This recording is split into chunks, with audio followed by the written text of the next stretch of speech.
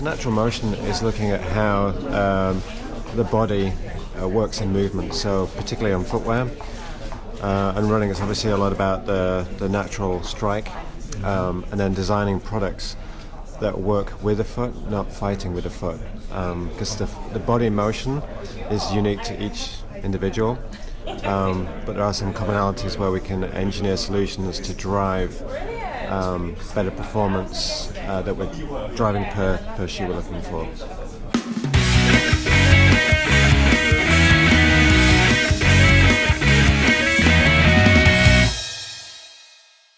The way we approach every shoe is the same.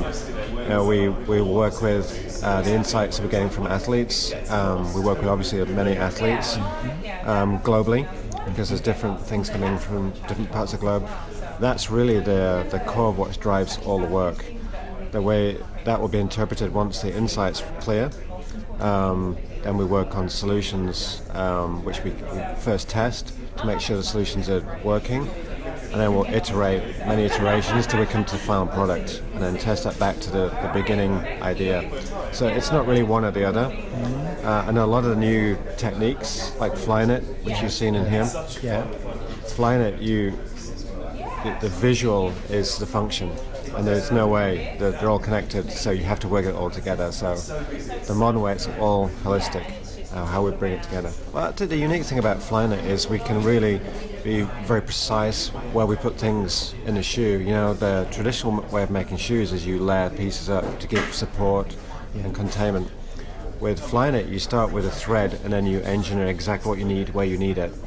So if you're creating a more stable shoe, you can be more stable in the key areas, and you can really be very precise where you put the exact needs around the shoe, which is very unique, and it's still one surface.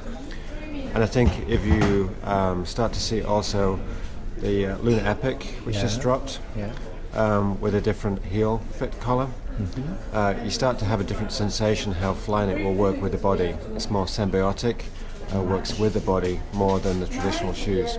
So I think you're going to see more symbiotic, more engineered, and then the shoes are going to be more technical of how we use different yarns and different stitches to create different things around the shoe. Okay, that's kind of the future. But you think it could be a revolution in running shoes? Absolutely. I think Flyknit we see Flyknit as the most powerful and versatile technology, because literally, you innovate on yarn and stitch, and you can create strong, soft, breathable, lightweight. You can do it all with the same technique, and it's all single layered, which means you get a better fit. It's more controlled as well, because of the digital process of creating Flyknit. You can control consistency better, which is a key thing for runners. So it has a lot of benefits for the athlete on multiple facts, and for us it allows us to really be able to design and tune much more specifically than we've ever had before.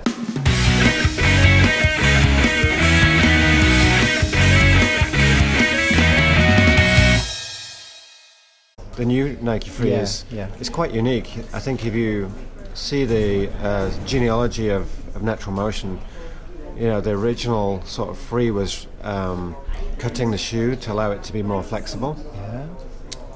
The new Free is different. If you look at the foot under a sort of natural pressure cycle, the foot's expanding both lengthwise and widthwise.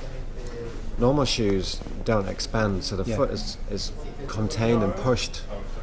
And if you're running a long distance, you imagine how many times that's happening every step. So with this Free, if you look at the bottom, there's a kind of like triangular stroke shape. That's called an auxetic pattern, which when you put pressure on it, expands. So now we can actually have the shoe move like the foot moves, so it's a more natural feel, and it gives you a different ride on the ground. So you're more in tune with the ground you're running on, and the shoe is more natural with the way your foot's working. So it's taking natural motion from just flexibility into truly moving more symbiotically with the foot.